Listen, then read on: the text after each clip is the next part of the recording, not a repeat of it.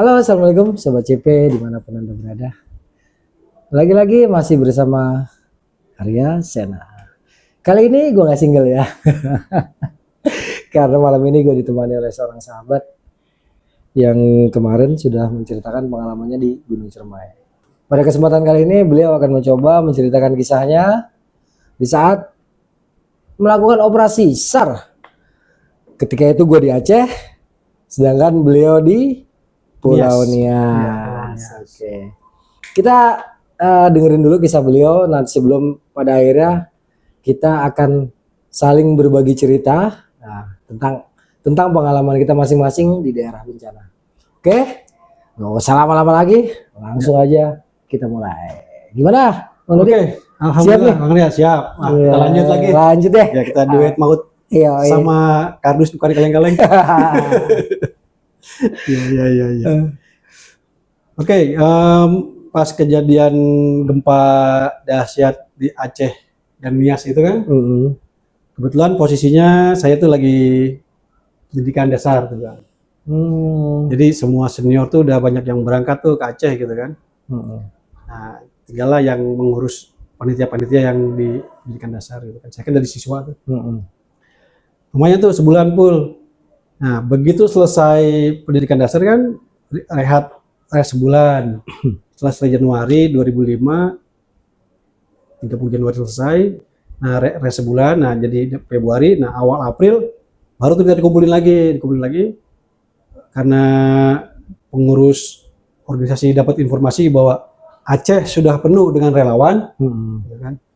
Dengan bantuan sudah penuh dan relawan sudah penuh, maka kita dapat informasi bahwa Nias, Pulau Nias yang juga kena efek dari gempa dan tsunami Aceh saat itu membutuhkan relawan dan bantuan lebih gitu kan. Ya udah akhirnya diputuskan siapa yang mau berangkat gitu kan. Ya udah lah, karena waktu itu saya sedang jobless ya kan. Ya udah berangkat gitu kan, dengan syarat nggak boleh mengajukan pulang. Oh iya. Ya karena ya kalau pulang ya susah gitu kan, jauh. Iya. Ya udah siap, berangkatlah sekitar 15 sampai 20 orang gitu berangkat. Ya sebagai masih baru kan, baru berkecimpung di dunia seperti itu ya ikut aja apa kata senior kan ikut. Kita akhirnya saya diserahin untuk berkoordinasi dengan Bandara Halim dengan TNI AU. Koordinasi karena udah terjalin koordinasi sebelumnya yang ke Aceh gitu kan.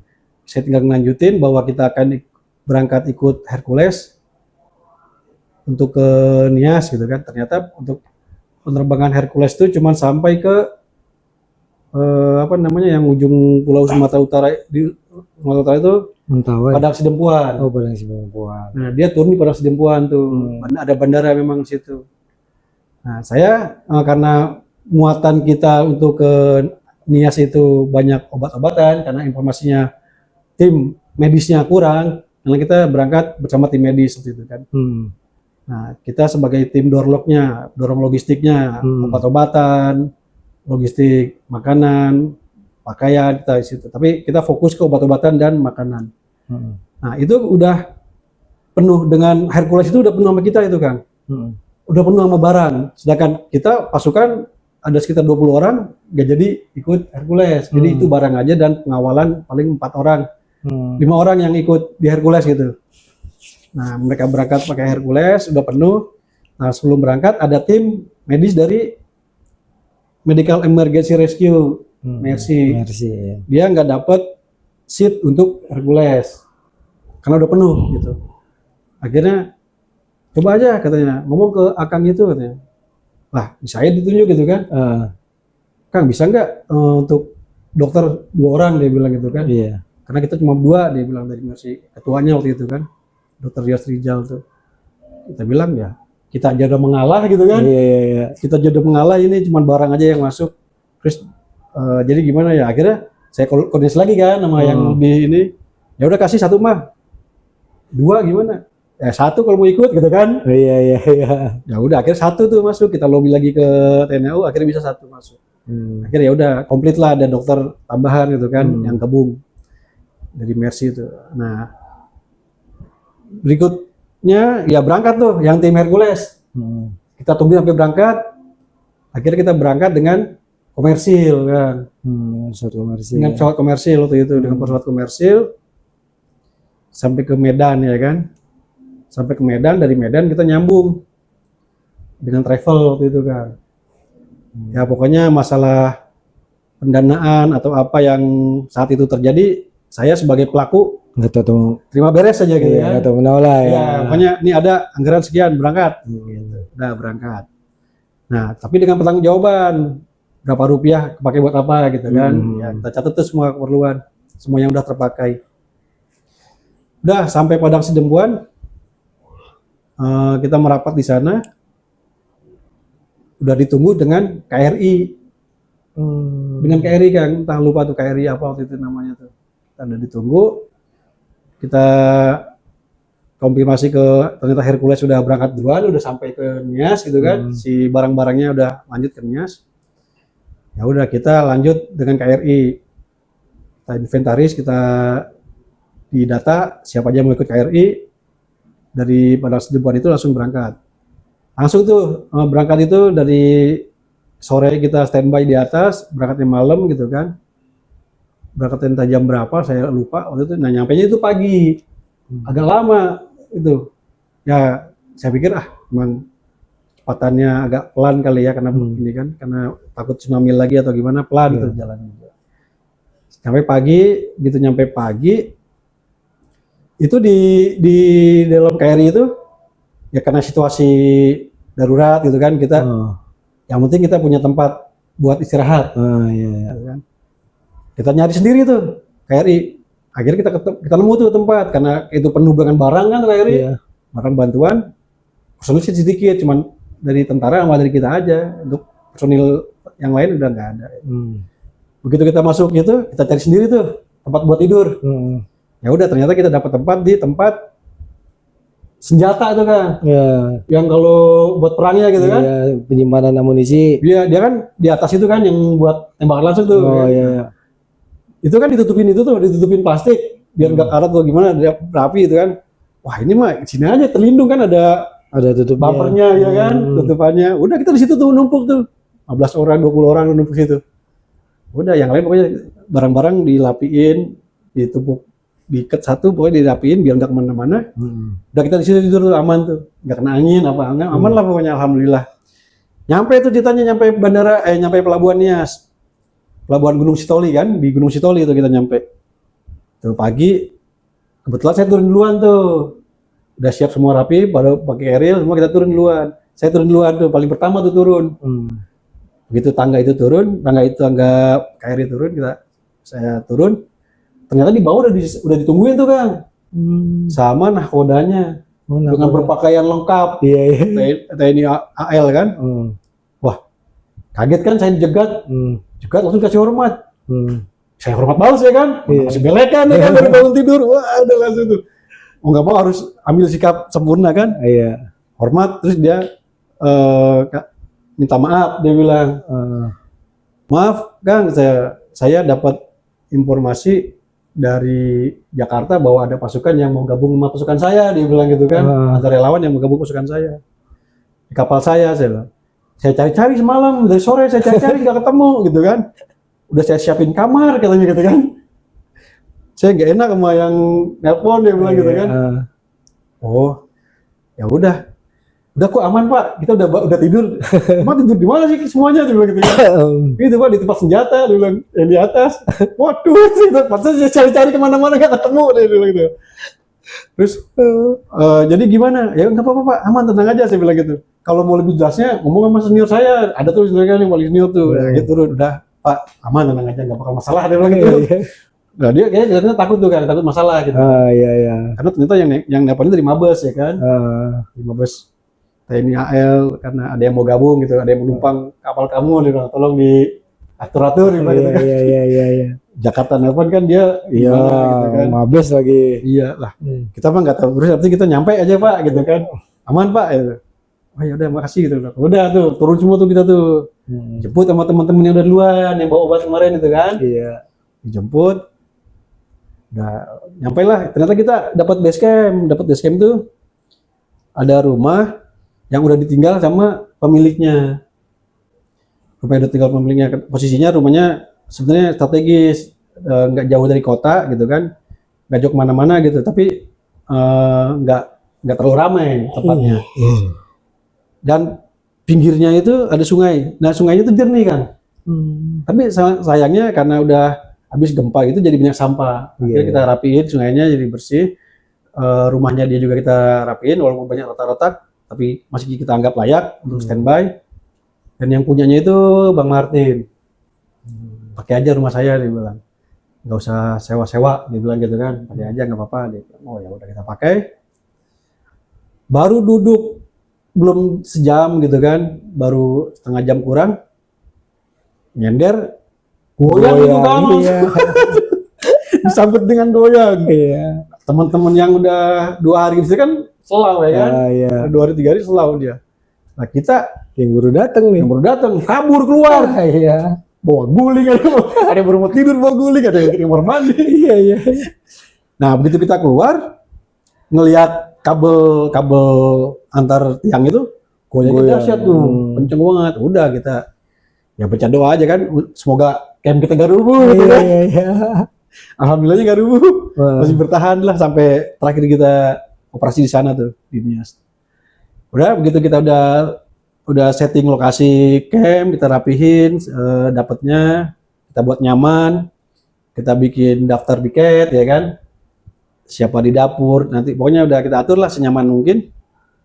Udah tuh akhirnya pembagian tugas siapa, kapan dan mau kemana gitu kan. Udah ada drillnya dari senior tuh udah. Nah begitu pagi-pagi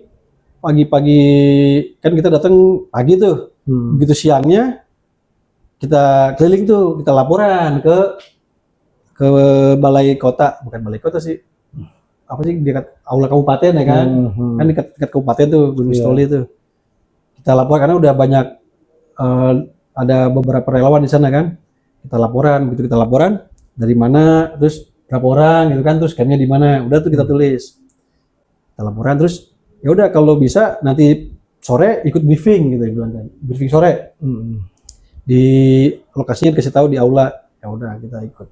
Nah kita keliling dulu tuh kan, kita mapping di area situ kan. Ternyata yang banyak juga yang baru datang barengan, banyak yang baru datang, tapi yang baru datang itu relawan dari Jepang kan. Oh dari Jepang. Oh iya, dari Jepang dia baru datang langsung bikin tenda, bikin camp di lapangan bola tuh.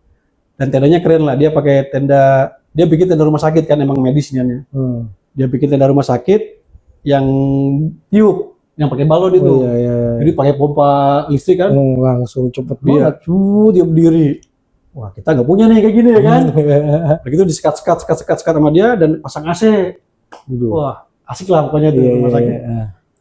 Terus ada dari yang baru datang juga, yang baru buka tenda itu dari USAID. USAID ya. Ya dia baru buka tenda. Kalau dia sistem buka tendanya itu dia kotak dibongkar, kotak petiknya dibongkar, tinggal tarik bareng-bareng sambil dingin. Nah, jadi itu kan. Jadi itu rapi. Nah, TNI juga baru datang tuh, yang itu ada tuh bawa ininya dia, bawa tenda peletonnya kan, gede. Wah itu mah manual gitu kan. Iya. tahu dah. Biseng. Ya, manual, pokoknya 3 hitungan jadi 1, 2, 3 ya kan. Iya kan, tarik. Jadi dah tuh. Nah, udah rapi tuh. Pokoknya di lapangan tuh akhirnya penuh tuh. Penuh beberapa tenda dari relawan-relawan. Nah, ternyata yang setelah kita amatin, yang ada di sana kebanyakan relawan luar negeri kan. Yang dari lokalan nasional ya cuman kami dan TNI. Langka banget ya. Iya. Wah, tapi kalau di Aceh kan penuh gitu kan. Iya. Tapi memang karena kesulitan transportasinya itu gitu kan. Ternyata ya itu ya, dan dari dokter Mercy itu gitu kan ada datang yang ikut barengan. Nah udah kita petakan, akhirnya kita ikut briefing tuh, briefing sore. Sore briefing, ternyata yang mimpin briefing itu dari USAID. Oh iya. Good evening everybody. Waduh gawat ini. Bahasa Inggris. Iya. Waduh ternyata ada dari Brazil, dari ini semuanya. Ya, yang lokal cuma gua doang ini gitu. nggak ada yang translator lagi kan. Iya, iya.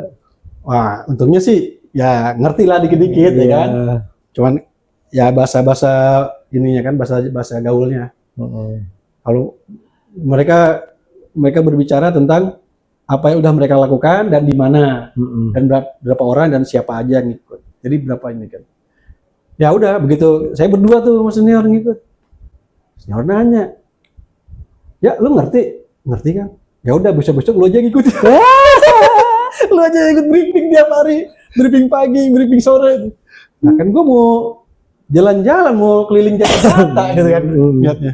Ah udah semua juga fungsi sinilah gitu. Oh iyalah, akhirnya ya udah tuh, udah istilah kata kalau di kita mah udah dikutuk lah gitu kan. Iya, iya. Pokoknya lu jadi perwira penghubung lah dari kita ke mereka gitu kan. Iya, iya. Ya udah, siap aja udah kan, mau nggak mau harus siap gitu kan. Udah tuh, akhirnya ya udah kita berbagi data berapa orang dari kita yang hadir yang ikut ke sini, terus kita mau kemana aja kan udah kita rinci tuh. Nah ya udah akhirnya begitu udah briefing sore itu saya balik lagi ke camp, jalan kaki tuh kan, jalan kaki sekitar 10 menitan lah jalan kaki dari tempat itu. Jalan kaki karena emang belum ada fasilitas kita buat kendaraan kan. Nah begitu kita koordinasi di camp, di base camp kita, akhirnya kita dapat data dari orang lokal, dari tangga-tangga yang masih ada standby. Karena Nias itu kan begitu dia gempa itu langsung pada ngungsi, dan ngungsinya itu keluar pulau. Oh. Iya, ada kayak ke Padang Sidempuan gitu kan, ke Medan gitu. Jadi itu hampir kosong tuh Pulau Nias. Sampai mereka tuh bikin spanduk besar di pelabuhan, jangan tinggalkan Nias gitu kan. Gitu. Itu pada banyak yang, karena yang rumah mereka banyak yang rubuh gitu kan.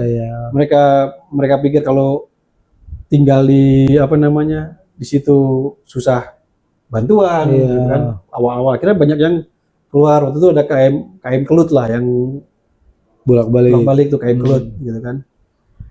Nah pas itu tuh ya dapat data dari teman-teman yang lokal yang dari Bang Marti tetangganya gitu kan, bahwa ada beberapa titik yang memang perlu bantuan medis gitu kan. Bantuan medis. Sebutin lah beberapa nama desa. Akhirnya ya kita fokus desa yang mana yang paling butuh gitu kan. Kita berangkat cukup dalam itu. Dalaman gitu kan. Cukup dalaman, dan kebetulan saya jadi ngantrinnya aja gitu kan pas besok. Tapi besok saya cuma nganterin. Tugas saya cuma nganterin. Harus balik lagi ke camp. Kenapa? Karena itu udah dikutuk jadi hubung. Iya kan? Ikut rapat tugasnya, ikut rapat gitu kan. Menyampaikan hasil dan menyampaikan rencana gitu kan. Rencananya kita mau kemana, hasilnya apa gitu kan, butuhnya apa gitu. Nah kita karena kebutuhan obatnya udah banyak, kita bawa sendiri, dokter juga kita bawa sendiri, ada aman lah untuk fokus di medis gitu kan. Nah begitu kita paginya udah settle berangkat, tapi berangkatnya mereka setelah saya briefing, setelah rapat dengan tim UN yang lain kan. Nah kita briefing, kita mau ke desa ini gitu kan, fokus desa ini karena datanya ada yang ini gitu kan, ada beberapa data yang perlu pengobatan, baik psikososial maupun medisnya gitu kan. Kita itu juga kan gitu, ada psikososial dan medis. Nah begitu diterangin berapa orang yang mau berangkat, berapa dokter, berapa obatnya. Saya punya data kan, obat sekian banyak, dokternya ada 2, terus terus apalagi tuh kendaraan udah siap gini gitu kan. Oh ya udah bagus. Mau berapa lama di sana dia bilang gitu kan. Ya paling 3 hari, awalan 3 hari dulu. Oke, 3 hari. Udah tuh dicatat sama mereka. Nah terus yang lain lagi mau mana gitu kan ditanya tuh. Nah begitu tuh rapat selesai, ya udah saya balik ke camp, baru nganter tuh titik. Wah kan lumayan ikut daripada standby terus kan. Iya. Aja ikut nganter tuh. Ikut nganter. Terus balik lagi saya gitu kan, cuma ngedrop obatnya, obatin nyusun ini kan. Walaupun hari pertama itu langsung buka itu tuh kan, langsung buka lapak. Ya udah saya ngebantuin jadi obat, apa kalau orang bilang apotekernya gitu kan. Iya. Dokternya buat ini. Saya bilang sama dokternya, "Dok, catatannya yang bagus ya." "Ngapa? Biar gue bisa baca." Iya. Iya Dokter. Iyalah dokter ya kan. Iya. Ya udah akhirnya waktu itu kita sama dokter Monang tuh. dan juga ada dokter Jack gitu kan. Iya tuh dokter Jack itu dari kampus Unpad, lulusan Unpad. Dia bergabung di Yayasan Ibu Foundation. Nah, tapi dia juga anggota kehormatan dari kita gitu kan. Kita gabung di situ, ketemuan. Udah tuh langsung buka lapak, begitu udah sore sebelum jam briefing itu sejam sebelum saya balik mundur tuh kan. Yang lain yang nerusin ya kan. Nah, kayak lumayan agak kosong tuh karena kan udah fokus gitu orang-orang gitu kan. Yang medis. Nah, udah saya balik, saya briefing, saya ditanya hasilnya gimana, saya kasih keterangannya. Itu akhirnya ada tim dari WHO, WHO kan ada juga tuh. Terus dia bilang kalau butuh alat-alat, butuh dokter atau butuh operasi, atau dia bilang gitu kan, kita siapin kata WHO. Tapi operasinya nggak di sini katanya. USAID yang mendukung untuk operasinya di kapal medisnya, kapal induk medis. Kan, jadi yang butuh operasi diterbangin pakai helikopter. Saya bilang ada sih beberapa yang butuh operasi, tapi itu penyakit bawaan, bukan penyakit karena gempa. Oh, kalau penyakit bawaan masih ini dia kan, gampang. Masih apa namanya, ya dipersiapkan aja. Misalnya tanya apa ininya, ya itu udah tua, tapi dia kena apa penyakit apa sih namanya kanker payudara, dia bilang udah tahap lanjut. Wah itu sih 50-50 kan kalau dioperasi gitu kan. Akhirnya ya udahlah kita ini. Nah tetap disiapin tuh, dikontak ya kan, siapin. Nah, ternyata ya besokannya dapat informasi si helikopter yang buat bawanya itu rusak gitu. Rusaknya apa, dia kayaknya kena daun kelapa atau kena apa gitu kan. Jadi belum ada yang patah baling-balingnya itu dan belum bisa terbang lagi. Nah, akhirnya kita udah kasih data seperti itu, pokoknya setiap hari seperti itu kan, selama sebulan pun pokoknya tugas saya itu aja, menyampaikan. Nah, selain medis, kita juga ada tim bantuan untuk bongkar rumah yang rubuh, kita bantuin rubuhinnya daripada ketimpa orang gitu kan, atau bersihin puing lah. Kalau kita sih dulu nyebutnya tim pemecah batu, tim pemecah batu gitu. Jadi ya misalnya gini, oh ini ada rumah rubuh yang harus dibersihin puing-puingnya, oke kita itu berangkat, saya nganter ya kan, mecahin, jadi nyikirin biar nggak membahayakan yang lain. Iya betul. Tembok yang udah harus mau rubuh kita rubuhin, gitu kan. Yang udah rubuh ngalangin jalan kita bersihin, nah gitu aja kan. Yang penting kita berfungsi di sana. Betul. Iya. Nah yang paling parah itu banyak korbannya emang di kota, karena kejadian kan pagi. Saat pagi itu pasar lagi penuh tuh kan. Mulai pasar di sana itu pasar yang ruko 2 lantai atau 3 lantai yang ngelilingin pasar gitu kan. Informasinya dari Bang Martin tuh. Begitu pasar lagi penuh, gempa. Nah ruko itu numplek ke tengah-tengah gitu kan. Rubuh ke tengah. Iya, rubuh ke tengah. Nah banyak yang korban di situ, di pasar. Ya. Nah banyak yang korban di pasar itu. Jadi titik banyak korbannya itu di pasar, intinya di pasar tuh titik banyak korbannya. Kalau di tempat desa-desa yang di jauh-jauh itu, insya Allah nggak ada korban, cuman banyak rumah retak atau banyak rumah rusak gitu. Tapi ya untuk korbannya banyak di kota aja tuh, di pasar terutama. Dan itu berlangsung lama itu untuk evakuasinya sampai bau gitu kan. Kan karena saya kan datangnya udah lama tuh, udah lewat sebulan, 2 bulan, 3 bulan kan itu jadi Desember, sudah di April, jadi itu udah tinggal pembersihan aja tuh. Jadi ya itu jadi tim pemecah batu tuh, bersihin puing ya kan. Nah itu jadi sambil itu. Nah, kalau ada pikiran jahat mah, cuy ada toko emas itu. Ada toko emas itu gitu. Terus kalau mau motor parkirannya banyak gitu kan.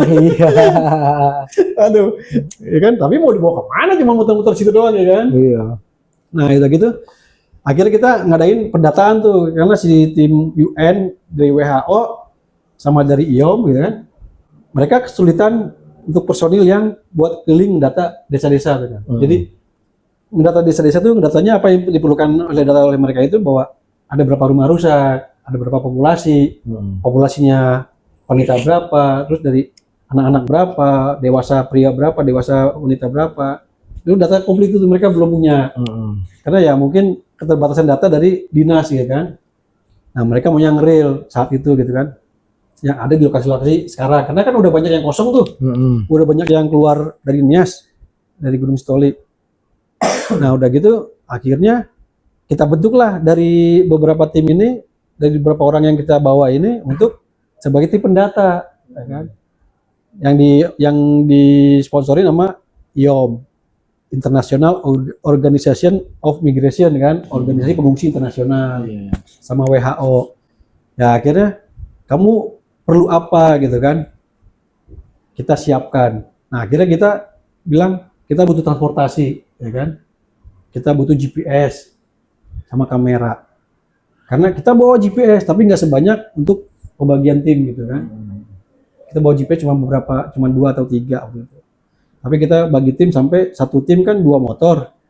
Itu kita ada 20 orang, ya berarti ada 10 motor gitu kan. 10 motor. Satu orang kan bonceng. Oh enggak, kita bawa orang lokal. Jadi satu yang drivernya itu orang lokal kan. Jadi tetap ada 20 motor.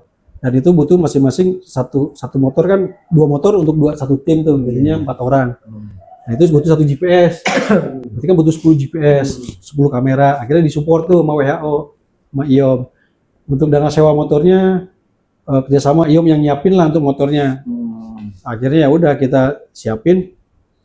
Ya alhamdulillahnya banyak dari warga yang mendukung, jadi nggak usah bayar aja, yang penting kita udah bisa bantu ini gitu kan. Yang penting beli bensinnya aja, ya udah kita beli bensinnya kan, gitu kan. Ya udah kita beli bensinnya, kita siapin, dibantu sama IOM dan WHO. Itu berjalan tuh. Nah itu yang pengen saya mau kan, muter ya gak? Iya. Tapi tetap aja karena udah dikutuk ya kan. Standby pokoknya memantau gitu. Ya udah tuh akhirnya gitu. Hiburan kita itu, hiburan di Nias itu dari Telkomsel, dia menyediakan telepon gratis gitu kan. Ada 4 lokal untuk telepon gratis. Nah itu udah hiburannya. Telepon untuk kemana ke rumah ya kan? Iya. Itu setiap habis briefing biasanya kalau saya kan. Gitu. Udah itu. Itu yang kita lakukan di Nias selama sebulan full. Kenapa sebulan? Karena kita udah tahap rehab rekon kan. Rehab rekon. Tahap rehab rekon. Mereka butuh data berapa rumah yang rusak. Kerusakannya menengah, rusak parah, rusak ringan atau rusak sedang. Gitu kan. Terus ada berapa populasinya, ada bayi berapa, balita berapa ya kan, anak-anak, orang tua, lansia, itu kita siapin, itu yang dicari datanya oleh mereka, kita yang nyari, mereka data listnya kita siapin yang nyarinya. Kuesioner dari mereka, formnya kita yang siapin, orangnya. Nah itu sinergi itu kan, sinergi. Terus mereka juga dari UN itu bilang kita kesulitan buat nyari orang yang mau seperti ini, dia bilang gitu. Mungkin kalau di Aceh banyak gitu kan, karena ya jalan darat juga nyampe. Iya. Kalau Nias ya kita susah nih, untung ada teman-teman yang datang gitu kan. Iya. Karena kalau kita ngandelin orang lokal juga lagi kesusahan gitu kan. Iya. Ya udah, akhirnya kita bergerak, menyebar gitu kan. Terus ada entah di mana gitu, ada tim yang ini dia bilang ada satu daerah kita memang harus bawa minum sendiri gitu. Saya lupa nama daerahnya itu di Nias itu. Karena kalau takutnya khawatirnya itu istilah kalau kita bilang itu daerah merahnya lah gitu. Oh iya. Pokoknya kita bawa minum sendiri ya, pokoknya jangan nyusahin orang gitu. Kita bawa minum sendiri.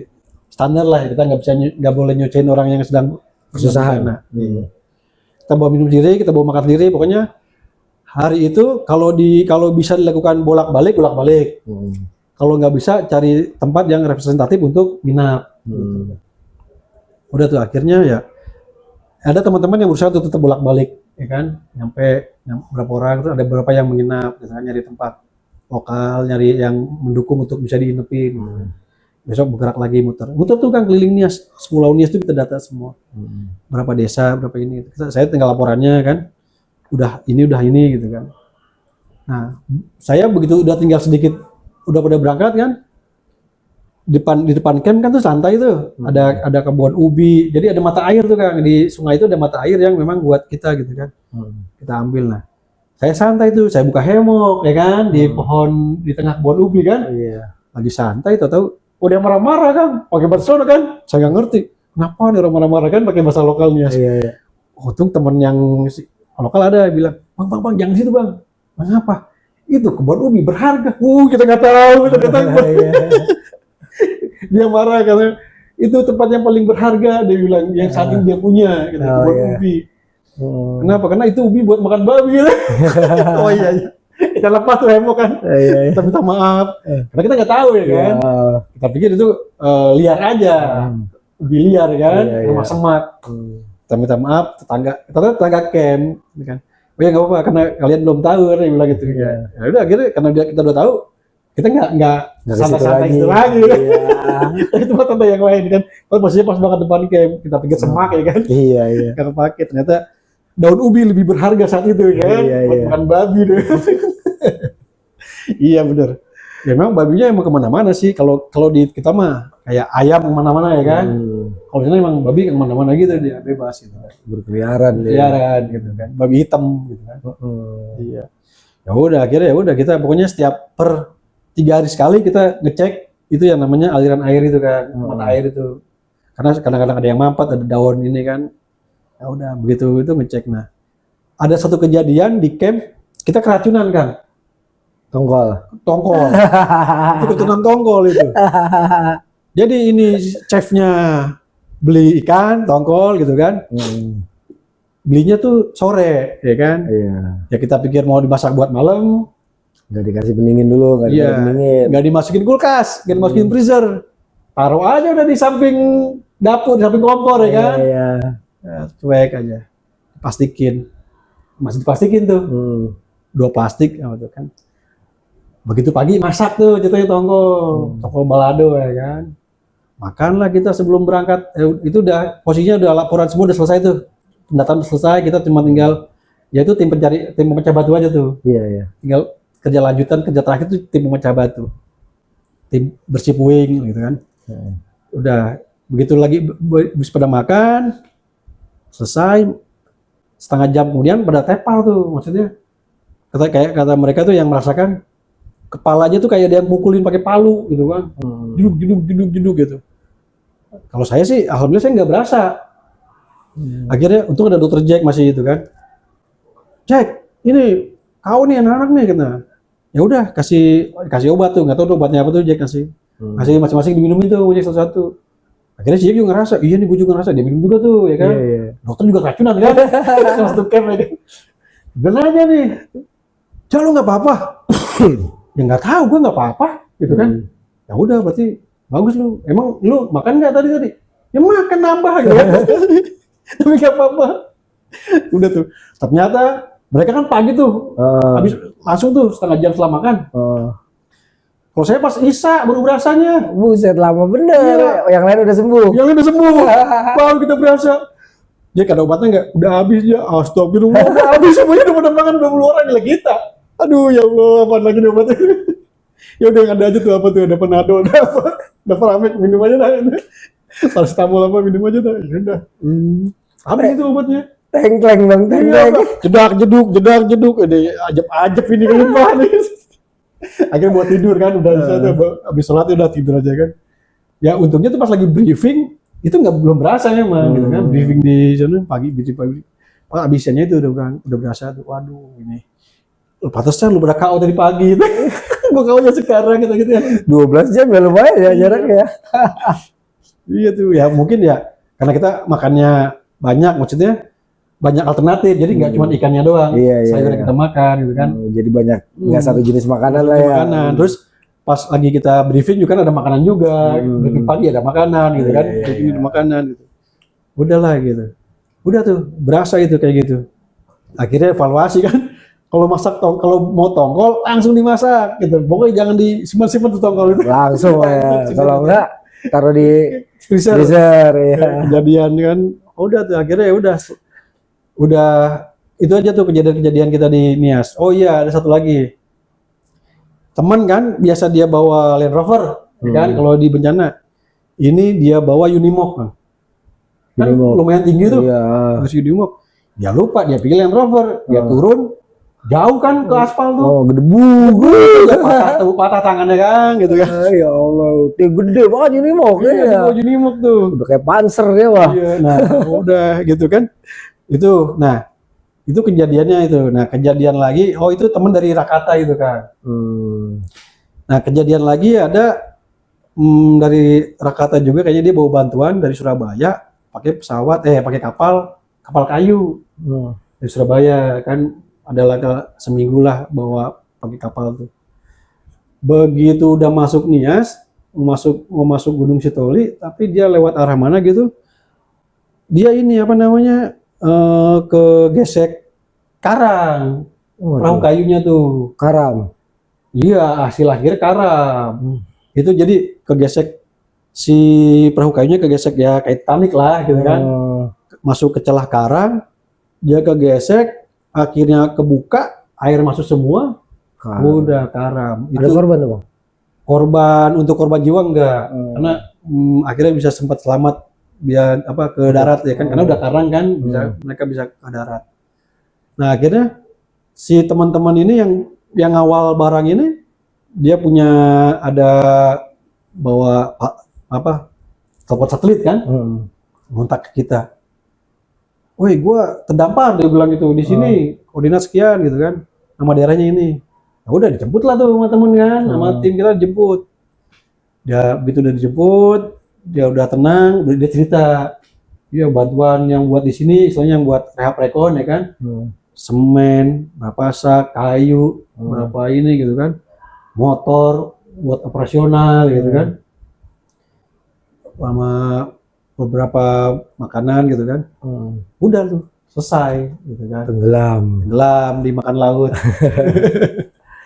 Nah untungnya korban jiwa nggak ada, yang diselamatkan sama dia itu cuman uang, dia bilang gitu kan, uang ini sekeril ini isinya uang, dia bilang gitu. Enak langsung tuh duit semua, tapi udah basah, dia bilang gitu. Akhirnya dia jemur dah tuh duit, lumayan kalau jemur duit. Edan. Jemur duit di kamar. Kalau di jalan kedip angin kan, akhirnya di kamar tuh jemur duit. Kita ngeliatin, anjir banyak banget ini duit itu. Duit ini buat operasional selama bantuan di sini gitu kan, dia bilang.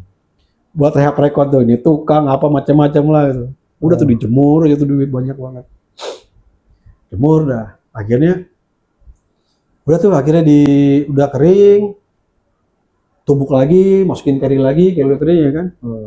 Nah, begitu dia mau bergerak, dia dibawa tuh barang tuh kan, dia mau, pokoknya dia cuma numpang ngecamp sebentar, dia mau koordinasi sama yang lain buat rehab rekod gitu kan, teman-teman ini kan. Ya udah, ternyata begitu dia udah bergerak, entah kemana udah jauh, ada yang ketinggalan tuh bawa gepok. Dia kayaknya kalingan sarung, pas dia lagi jemur sarungnya ketiup angin, tutupan. Ya udah ntar gue balik lagi, dia bilang gitu. Oh ya udah, akhirnya dipegang mas senior kan. Entah berapa lama dia balik lagi memang gitu kan. Kita kasih lagi gitu. Ya dia fokus tuh buat rehab rekon kan. Jadi buat bikin perbaiki rumah gitu kan. Fasilitas umum juga ya. Nah, begitu, tapi yang salutnya itu kan, dari sekian banyak relawan, ya cuma kita dan TNI yang lokal gitu kan. Terus dari banyak tentara yang hadir di sana itu, mereka salutnya sama TNI. Begitu masak mie goreng, gua kayak ngedayung, gede banget. Apa ini mie goreng? Nasi goreng, gua kayak ngedayung gitu. Buat dapur umum ya kan. Keren banget ini, udah nyampe mana kalau ngedayung gitu kan. Tentara yang lain liatin ya kan. Kalau dia kan fokusnya ke medis. Kalau kita kan dapur umum ya kan. Yang tentara kita tuh dapur umum, karena ya kalau mereka ikut di dapur umum beda masakannya kan. Iya, udah tuh. Kita ngobrol, Bang, kita bantuin, Pak, kita bantuin dayungnya.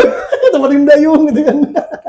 Jadi tuh nasi goreng. Waduh, itu gede banget itu, kalau di kita kayak buat bikin dodol ya kan. Iya. Tapi lebih gede lagi. Jadi sekalian tuh masak itu. Itu bukan main dah. Kebayang. Itu hebat itu TNI kita tuh, tim dapur umumnya tuh kuat. Nah itu. Nah, begitu udah masa kita udah siap-siap, udah sebulan gitu kan, tinggal tim semua data udah siap, udah rapi, udah laporan, terus data yang tadi populasi pengungsi itu kan, beberapa desa.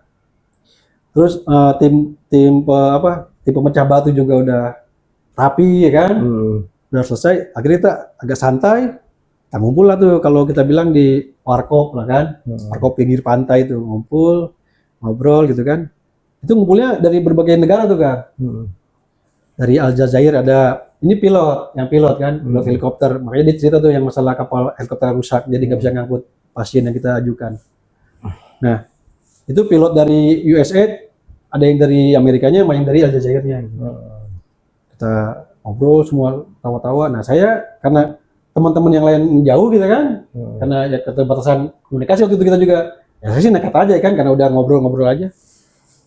Gabunglah sama mereka ini, wah mereka mesen bir ya kan, wah bir itu. Oke saya mesen ini apa? Soda gembira tuh, soda gembira tuh. Terus nanya dia, apa yang kamu pesan gitu kan? Ya. Bahasa Inggris kan, tapi apa yang kamu pesan? Soda gembira, apa itu dia bilang gitu? Fanta tambah susu. Langsung dia ketawa, ini mah minuman bayi itu. Ya nggak apa-apa. Terus kenapa nggak kamu pesannya sama kita, dia bilang gitu kan? Nggak boleh. Siapa yang larang, dia bilang gitu. Tuhan saya, oh kamu muslim, maaf, dia bilang gitu kan. Iya. Kamu muslim, maaf, dia bilang.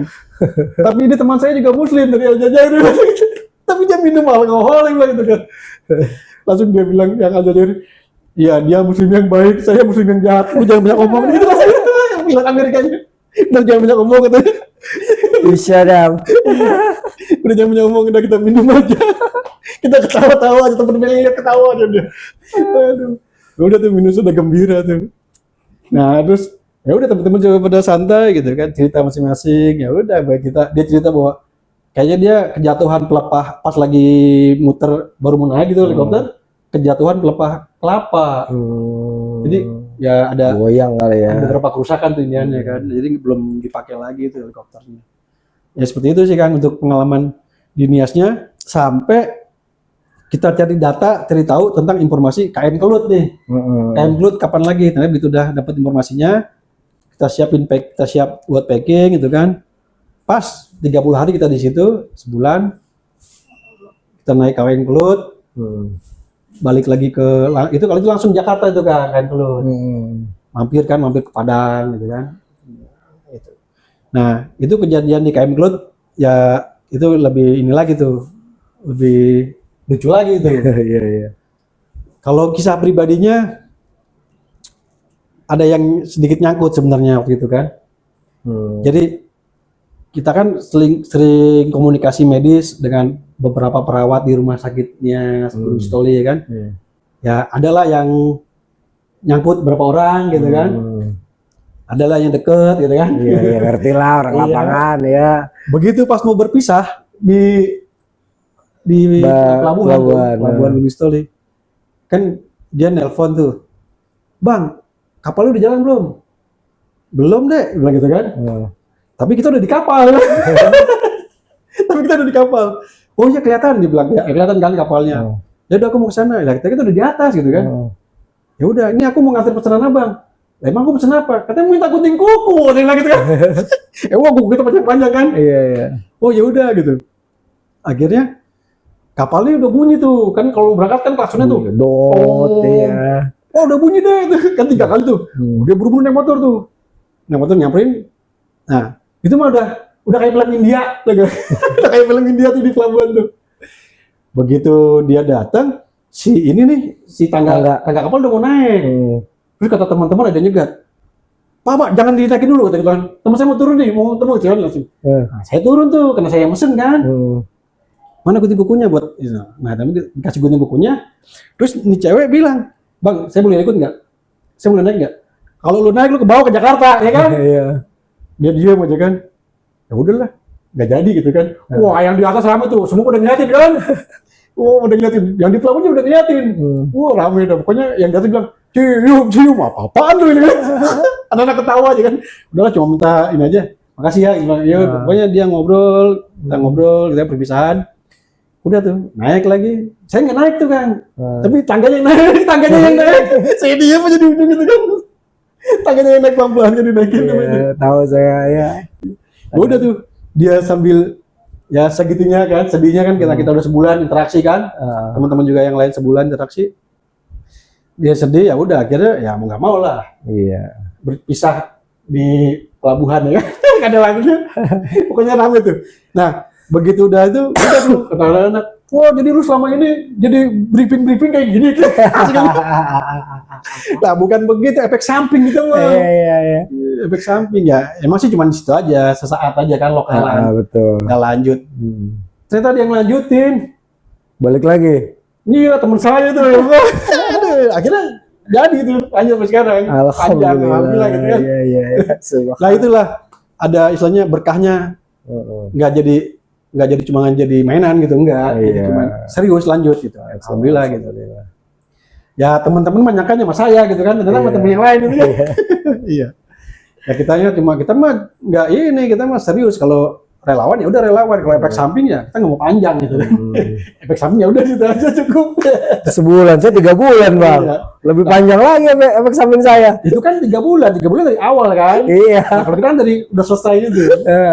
Bukan apa kalau Kang Are mungkin pas tanggap darurat. Iya, tanggap darurat. Terus kan rehab rekon. Udah 3 bulan, udah pas 3 bulan ketiga gitu kan. Rehab rekon.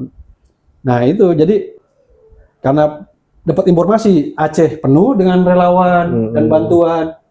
Nah, bener Nias itu emang sedikit yang datang dan sedikit bantuan, tapi ya alhamdulillahnya UN banyak tuh yang dari UN. Iya. UN apa USAID sama si IOM sama UN WHO. Mercy biasanya ada tuh Mercy. Nah, ya Mercy ikut kita kan numpang di Hercules waktu itu kan, gabung. Nah itu. Jadi seperti itu pas di Nias itu pengalaman seperti itu, tapi ya walaupun saya cita-citanya pengen keliling Nias waktu itu kan, dan nggak kesampaian karena jadi perwira penghubung doang gitu. Jadi penghubung ya alhamdulillahnya berfungsi gitu. Ya walaupun was-wasnya sedikit ngerti, ya yang nggak ngerti kita catat atau kita rekam, kita nanya aja sama yang ngerti gitu. Iya.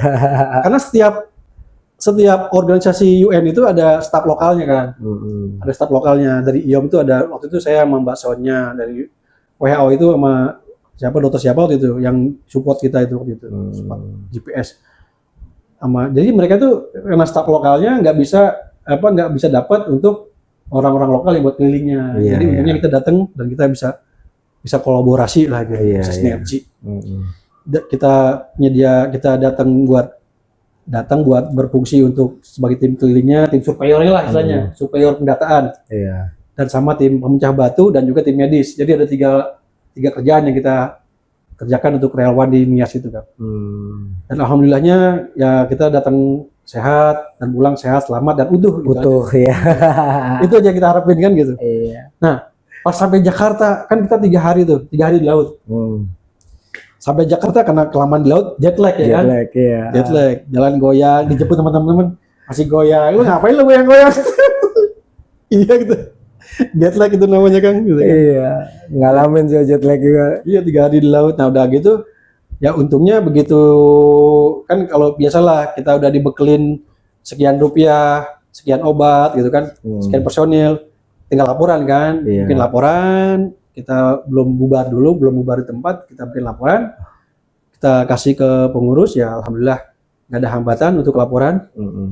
Penggunaannya pas, ininya pas, ya alhamdulillah, jadi kita lancar-lancar aja, nggak ada hambatan.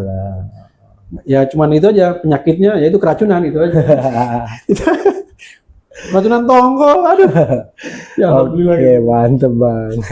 Ya mungkin kalau di Aceh lebih seru lagi tuh, gitu kan? Iya, kalau di Aceh kan ada isu-isu nih bang. Jadi di balik tragedi besar ini kan, kalau di Aceh tuh ada isu yang ya biasa lah, namanya di tempat ya, bencana, daerahnya juga cukup religi. Adalah peristiwa ini dihubung-hubungkan, yang paling dahsyat ketika itu di Aceh dihubungkan dengan makam salah seorang walia. Terus yang kedua itu konspirasi katanya, ledakan bom nuklir. Kalau di Nias ada nggak tuh? Di Nias sih, berita-berita kayak gitu yang berkembang di masyarakat. Kalau Nias mah nggak terlalu heboh ya, karena kerusakannya nggak sebanyak Aceh kan. Mereka cuma terpusat di pasar itu, di kota Gunung Sitoli gitu. Kalau di tempat yang lainnya emang ada beberapa rumah yang rusak, tapi nggak separah pasar itu kan. Dia kena tsunami apa enggak sih? Cuman gempanya aja. Oh, gempanya aja, efek gempanya. Nah, kalau informasi teman-teman ada di daerah mana itu sampai miring gitu Kang tanahnya. Jadi ada lapangan bola yang jadi miring. Jadi ya jadi nggak imbang aja. Jadi turun ya. Iya. Jadi kalau main dari sini ya bolanya nggak tendang pelan juga udah lari turun gitu. ya. Ya, ada yang seperti itu informasinya, tapi saya kan karena saya nggak keliling ya kan, saya nggak kemana-mana udah gitu aja. Yang siang Mungkin yang baru datang itu tuh. mungkin suasana di nih Aceh nggak sesangar di Aceh kali. Kalau di Iya. Aceh tuh masya Allah bang. Iya banyak ininya. Aduh ada aja gitu kan. Apalagi orang-orang yang dikaruniai kekurangan kayak saya bang. Aduh bang ada aja yang kedengeran. Iya, iya. Ada aja ceritanya gitu. Namanya juga Sarkun. Iya, iya kalau ya mungkin ya itu karena keterbatasan apa daya transportasi yang buat ke Niasnya ya kan. Jadi orang pada kan dan nggak terekspos waktu itu. Nggak kayak expose emang. Kalau Nias tuh nggak terekspos Nias. Iya memang kita Fokusnya Aceh. Aceh gitu. Wong saya sampai ke Lambaru, sampai ke Belang Bintang itu jam 9 malam itu pinggiran bandara orang doang. Bang. Iya. Sampai ke ruang tunggu itu Iya. orang, sampai ke deket landasan pacu tuh orang pada bengong semua.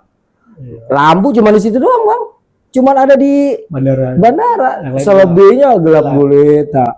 Ya Nabi salam alaika, udah kayak di bom atom itu.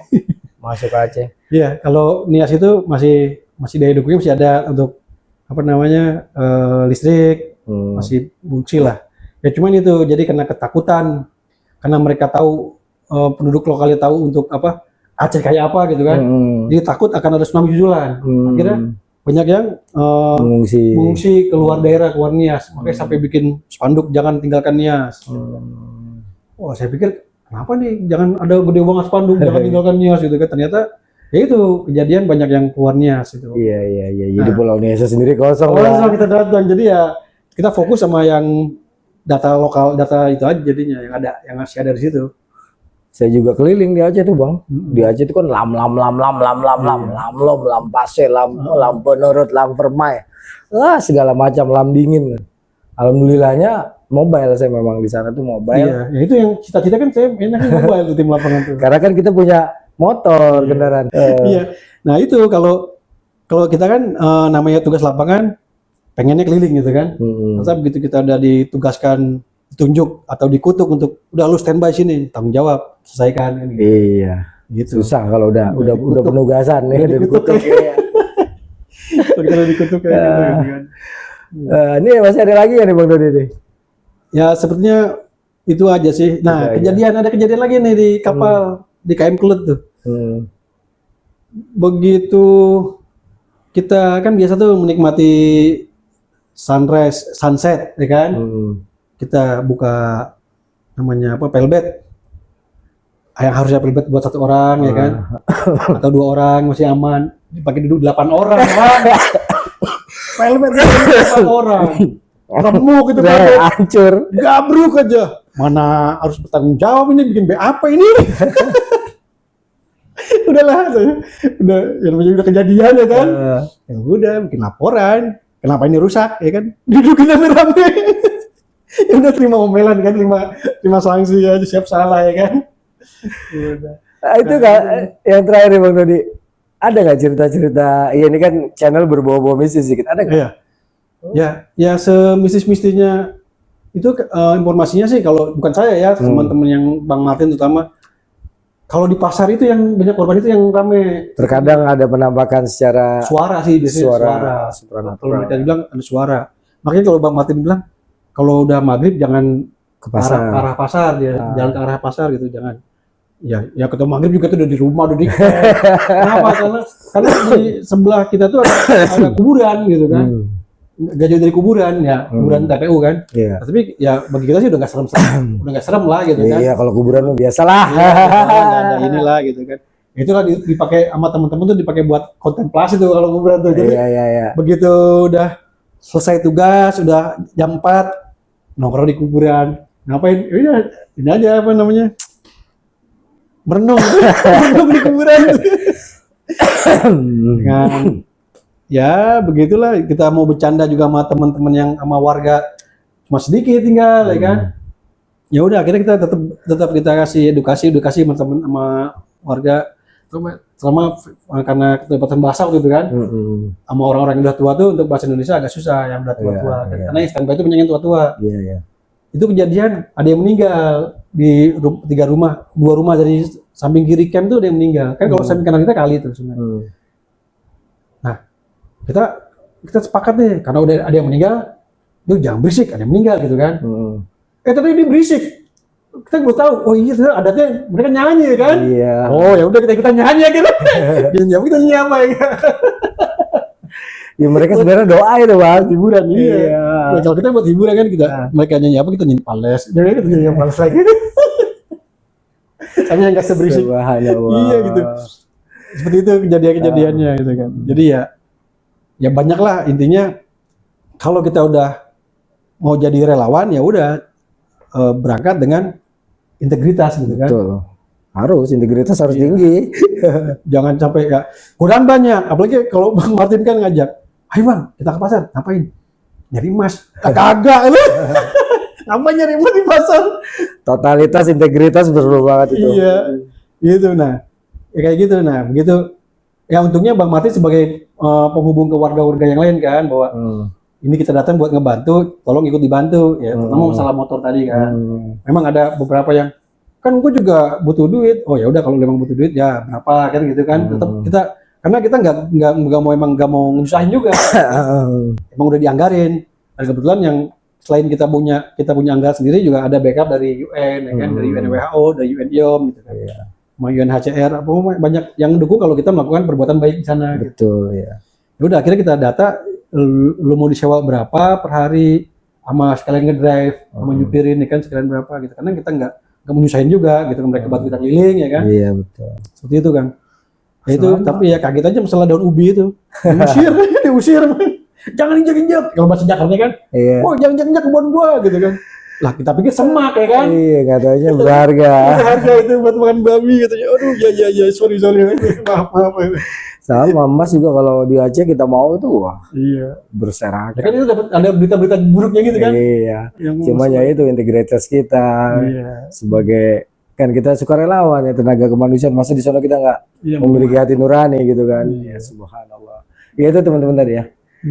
Kisah Bang Dodi di Pulau Nias bersama rekan-rekannya dari sebuah organisasi yang saya tidak bisa sebutkan.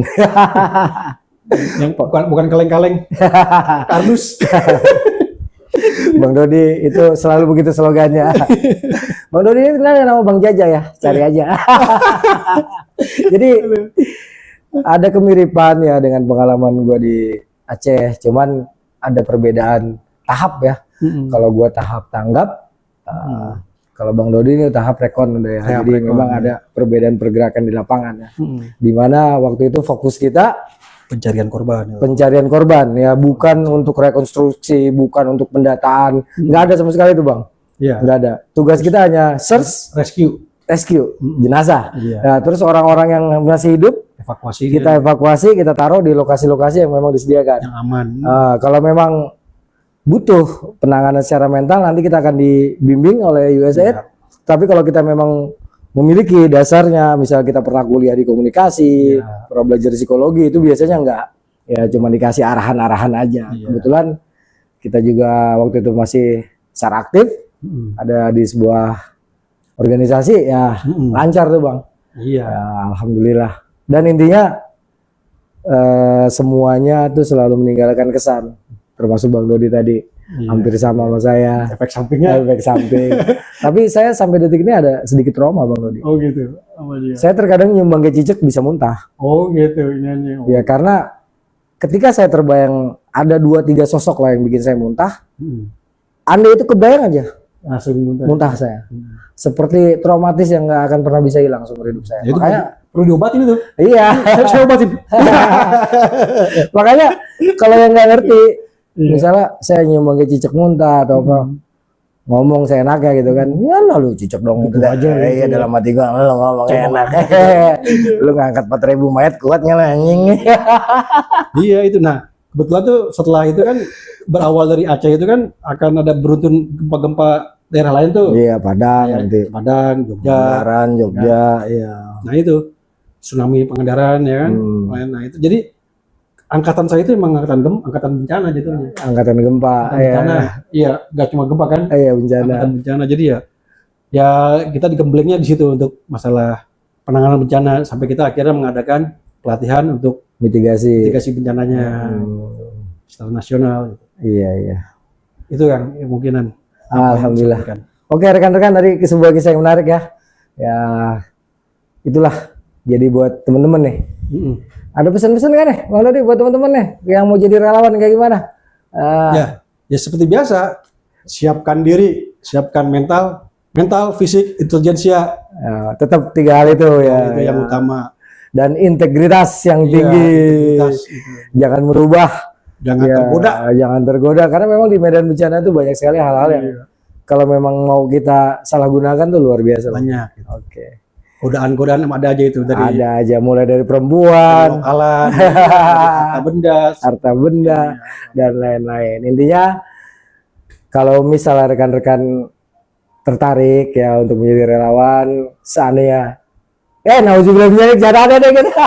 Pokoknya siapkan diri aja ya. Ya, siapkan diri dengan 3 hal tadi ya. Ilmunya itu namanya apa? Mitigasi bencana. Mitigasi bencana. Itu bisa di searching lah, bisa dicari di Google lah. Gimana ceritanya kalau menghadapi bencana gempa gimana, banjir gimana. Ya, kalau bisa bergabung dengan organisasi yang sudah mapan, Bang Dodi. Ya, mungkin membuka. Banyak kan kalau banyak organisasi. Sekarang banyak organisasi nih, ya kan. Kalau di Jakarta tuh ada Jakarta Rescue, ada Indonesia Rescue, ada macam-macam lah, ada apa?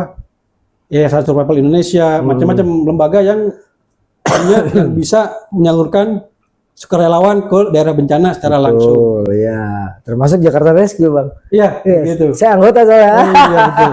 Saya mesti fan club. Nggak berakhir-berakhir nih. Oke teman-teman, gue Arya Sena undur diri. Ya, siap. Saya Dodi. Ya, sampai jumpa di kisah-kisah selanjutnya, tentunya dengan cerita-cerita yang lebih seru lagi dari sekarang. Tenang, Bang Dodi masih ada satu cerita di Gunung Slamet yang cukup menarik untuk diikuti. Walaupun Bang Dodi ini jarang sekali memiliki kisah-kisah mistis, sangat berbeda dengan gue ya. Oke, assalamualaikum warahmatullahi wabarakatuh.